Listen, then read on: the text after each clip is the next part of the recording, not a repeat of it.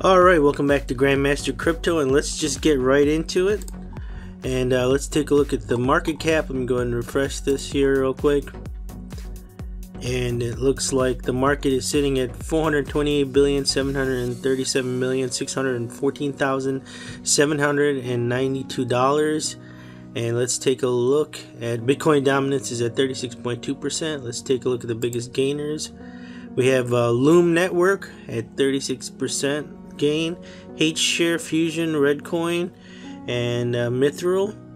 And then let's take a look at the top losers for the 24 hours. We have Bitcoin Private, Dentacoin, Elf, Cortex, and KuCoin shares. Let's look at this Loom Network here, this thing that's gone up by 36.12%. Let's take a look at the website over here. It's the next generation blockchain platform for large-scale online games and social apps. So they have their SDK here, which is basically their development software, and you can go ahead and build games and social media apps, and it's all based around the Etherium contract, the Etherium coin, and the Etherium smart contracts, as it states right over here. And they teach you how to create these games and also some social media platforms, because it benefits them when you're using their coin, right? So there's multiple things on here. Look, you can look at the team. Looks like a pretty good team too. But that's what's going on. Looks like a couple of these games, you know, these coins with the games, they definitely have a lot of potential, because the gaming industry is a multi-billion-dollar market, right? We should never forget that. So that is always there, and that's to keep in mind when you're looking at these coins that are working with the gaming community, right? So that's, and this one's working with the social media community too, as far as what it says over here too. So that's why that's what's going on with this one, the top coin for the day. Let's take a look at some of the news over here. It says Barclays CEO pushes back against crypto trading and desk reports. Apparently there was an earlier article that said that they were looking into it, and he's come out and kind of denied it.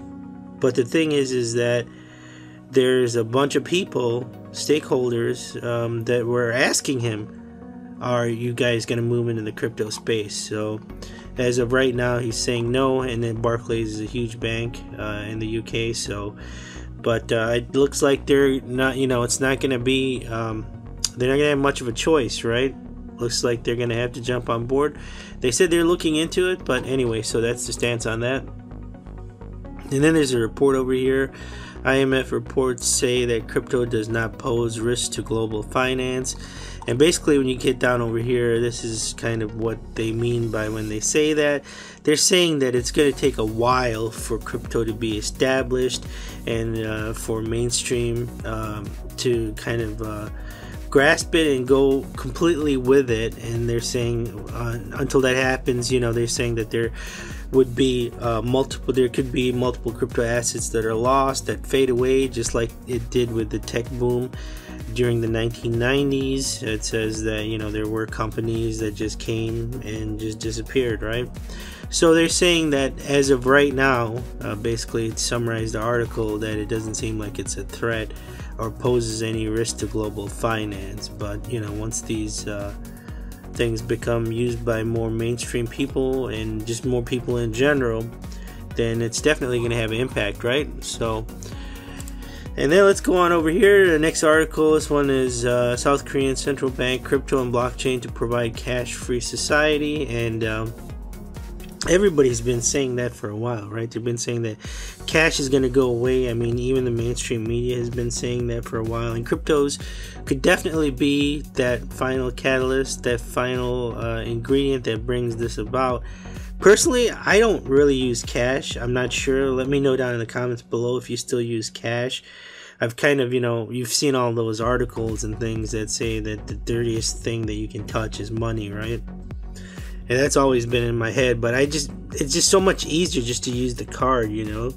whether you're using a debit card or credit card. It's just a lot faster. You don't have to worry about it. And the only thing is, like, if you're tipping somebody, right? I mean, it's not in a restaurant. Like, I mean, if you're getting a to-go order or something, you need that cash if you got a valet, or if you valet park or something like that. But other than that, really, I just stay away from cash. But let me know what you do, ladies and gentlemen, down in the comments. You still using cash? You gone completely? You know, you're done with cash like me? I mean, it's only a matter of time, right, before cash is gone. And then, you know, I want to talk to you right here. And going forward still with Tron, once they go with their mainnet, there's multiple articles that have that have jobs, right? The jobs are there, but as far as the most popular programming languages, it's Java. Java is pretty much #1. And the whole point of that is Tron is going to be, you know, you're going to be able to program in Java with Tron. And so, well, if it's the most popular programming language, that means there's already all these developers out there that are now going to be able to create programs on the Tron coin and, you know, more importantly, on the blockchain, right? So that alone is going to bring about more mass adoption. And, you know, because right now a lot of it is on Ethereum. Pretty much all the coins are on Ethereum. And, you know, I think we can tell right here. You can go look at this. You used to have it over here. Let's see. Coins, tokens. Yep, see, so over here, so if we take a look at this over here, you have EOS, it's on Ethereum. Tron currently is on Ethereum, but they're breaking away, right? They're getting their own network. VeChain, Ethereum, Tether. Then you have Go, Icon. So literally, I mean, it's, you know, you have Ethereum is the dominant one right now. And so, like we were saying, once, you know, Tron gets on there, and with the Java, you're going to start seeing, you know, a lot more programmers. Alright, yeah, so, you know, definitely when the mainnet launches, it's going to give all those Java programmers a chance to get into the blockchain action, and they're going to be able to create apps and other tokens and coins and smart contracts with the new Tron coin, right? The new Tron network. And so anyway, where does this come in? You saw the thumbnail, $30 or 30,000 with Tron in 30 days. And so let's just look at this right here. What ended up happening was my buddy came to me and he asked me, well, first, long story short, right, this was I've been talking to him about crypto for a while, and I told him about how I made some decent money last year, and he was all on board, and I was telling him to get into the exchanges, and then he couldn't get in because they weren't accepting new customers, right? So he was in a lot of trouble, and I was like, oh man, you know, well, how much do you want to invest? You want to invest a significant amount. And I was very hesitant because, you know, the tax man, I don't know how that's gonna play out. So anyway, long story short, when the dip started happening, I said, just get in, you know. And he's like, oh, it's crashing, blah blah blah, bubble, blah blah blah. I said, listen, at the beginning of the year, Bitcoin was at $1,000 last year, right? And what was the bubble popping? It was at like 6,000, right? What was that? I mean, that was the lowest. That's still 6x, right? Even if I think maybe 5,500 when, or whatever it was, it's still 5.5x. And anyway, so he did it, and then he got in, and he got his account, and then he said, well, you know, this was literally around 30 days ago, and he said, well, what do you suggest? And then I was telling him about Tron. I don't think he completely understood me, but anyway, I was telling him about the token and yada yada yada and all that, and he got in right there. He got in at about 0.29 cents is when he got it, right? So 2.9 cents is when he got in, and he exited out at like right around here, but it was a couple of days ago. At 9.1 cents is when he did that. So if you do some basic math here, if you had $100 and you got in at 2.9 cents, right? 2.9 cents. That's 3,448 shares, and then you times that by 0.081, and you're looking at $279, right? That's pretty good. Well, he had $20,000 that he put in, and he was fully aware of the risks. And I told him, you know, hey, there's no guarantees right now, but you know, like I said. Anyway, so 20,000, and you bought in at 2.9 cents, so you're looking at 689,655 shares, and then you times that by 0.081, and you're looking at, you know, 55,000. He pulled out his initial investment at 20,000, and he left the rest in there. So I think that it was a little bit higher. It was almost 3 cents, or yeah. So, but anyway, that's it. I mean, that's how, you know, it literally in 30 days, right? We looked at the month chart.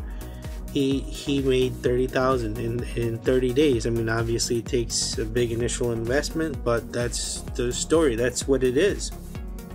And you know, always I've been on both sides of the equation, where I've made just a ton, and then, you know, I've also lost money. And man, it's great when you make the money. I mean, like, he's you know, to the moon, blah blah blah, all that. You know, he's riding high right now, and that's great. That's good. But when you lose the money, man, as high as it is, when you make the money, it's a lot worse when you lose the money. So that's why I always just invest what you're willing to lose, and, you know, perhaps take out your initial investment when you do make the money. So then, even if it does go down, it's not your money, right? It's your money's already back with you. So that's just what happened, and I just want to share that with you. And you know, just good times ahead, right? But just put in whatever you're willing to lose, and that'll do it. So let me know what you think down in the comments below. Should he have pulled out his money? Should he have just left the whole investment in there? Because, you know, the mainnet's coming up. What would you have done? Is it smart, you know, to just pull out your initial investment? That way you're not worried when it does dip, if it does, you know, retrace or go back a little bit. But that's going to do it for this episode of Grandmaster Crypto.